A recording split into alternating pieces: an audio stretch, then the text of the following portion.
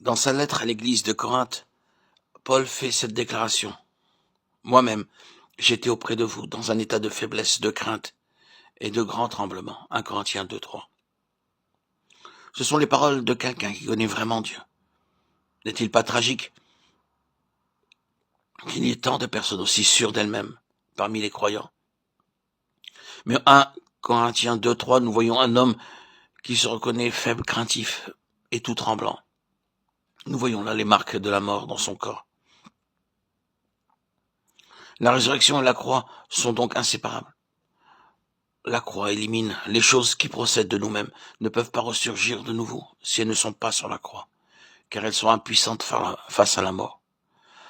Seuls ceux qui passent par la mort et qui demeurent vivants, en portant les marques de la mort et résurrection. La résurrection présuppose d'être passé par la mort, et cela élimine toujours quelque chose. Frères et sœurs, si nous avons vraiment en nous la conscience de ce qu'est la résurrection, nous expérimenterons que la croix possède un pouvoir d'élimination. En passant par la croix, nous serons débarrassés de beaucoup de choses. Nous serons des personnes complètement changées parce que beaucoup de choses auront été rejetées loin de nous. C'est seulement tout ce qui possède la vie qui expérimente la résurrection. Sans la vie, il n'y a pas de possibilité de résurrection. Par exemple, nous pouvons découper des morceaux de bois dans un madrier et les planter dans la terre. Après quelque temps, ils seront complètement pourris et ne seront d'aucune utilité. Mais si nous coupons la branche d'un arbre et la mettons en terre, nous découvrons après quelque temps qu'elle s'est mise à bourgeonner. Le premier bois pourrira tandis que l'autre bourgeonnera.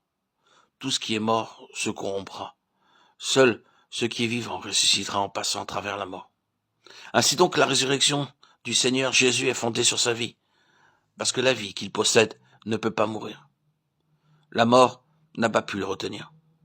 Avec une telle vie en lui, il est resté insensible aux effets de la mort lorsqu'il a été mis en elle.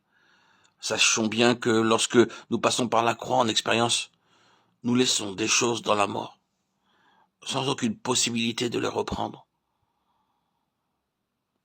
De nouveau, seul ce qui procède de Dieu peut être ressuscité. La confrontation avec la croix enlève certaines choses en nous. La croix est vraiment une grande soustraction. Elle élimine beaucoup de choses. De nombreux frères et sœurs posent souvent cette question: comment puis-je savoir que je suis mort?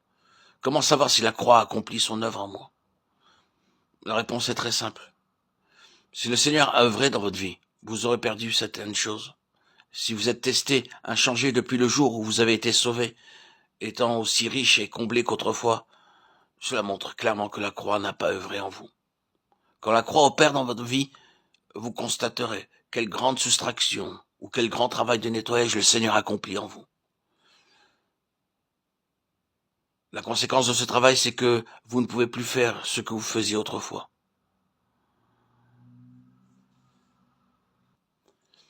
Vous n'avez plus cette confiance en vous-même, et ce grand courage a fait place à quelques hésitations. Ce sont les preuves de l'œuvre du Seigneur. Si la résurrection se manifeste dans votre vie, certaines choses ont dû rester dans le tombeau, car ces choses ne peuvent pas ressortir de la mort. Tout ce qui est adamique ne peut revivre après avoir traversé la mort.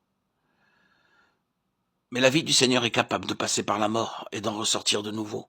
C'est cela, la résurrection.